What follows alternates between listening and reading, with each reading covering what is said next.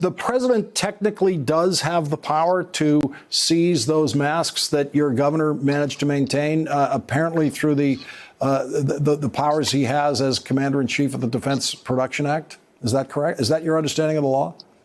Well, first of all, he would have to exercise it. And secondly, I'm not sure that he would. In any event, you know, the real point here, Lawrence, is that it's a complete inversion of how federalism is supposed to work.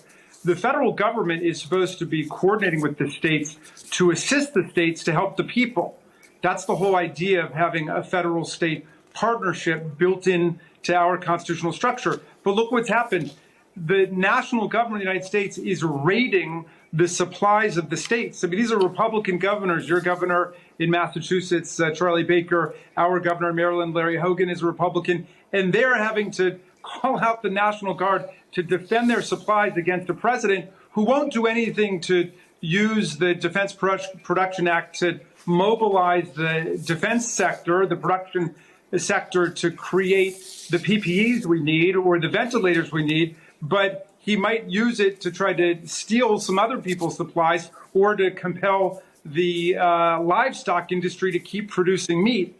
It's the most irrational thing. So, you know, just like the impeachment process was a test of the separation of powers, and we only half passed it with the House of Representatives, this is a test of federalism. And if we can recover how federalism is really supposed to work, with the central government aiding the states, assisting the states in getting what they need, rather than pitting the states against each other in this brutal competition for resources and for medical material, which really takes us back to the Articles of Confederation. It's like before we had a constitution, but after the revolution, and every state had its own trade policy, and all the states were fighting each other for goods and for material and resources, and there were trade wars and so on. The reason we have a constitution and national government is to coordinate. The president is forfeited. The real question is whether Congress can step up and pass something like the Reopen America Act, which we've introduced, that would actually coordinate this process. What would that bill do?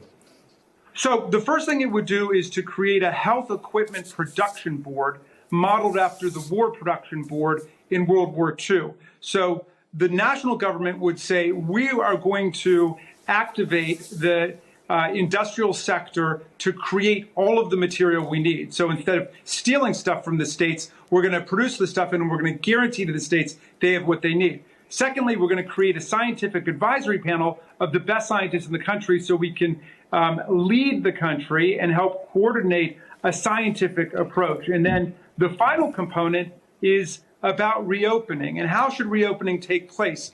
We say the federal government should step up and tell the states, you can come and petition us, you can apply to us for reopening funds when you've met two criteria that are determined by science. Number one, your hospitals can meet medical demand without being overwhelmed. And two, and related to that, is that the transmission rate has fallen below 1. And as you know, Lawrence, what that means is that each person who's infected is infecting fewer than one other people. Hopefully nobody, but 0.2 or 0.4, 0.6. But if it's above 1, if it's 1.4 or 8 or 9 or 2.2 where we've been, you've got pandemic conditions because you get exponential growth and then it's out of control. So you bring it below 1, and then the states say, here's our plan for reopening, and here's our plan for K through 12, and here's our plan for the higher education, here's our plan for commerce, for restaurants, here's our plan for social life, and so on. And then the scientific advisory panel will make some suggestions, some amendments.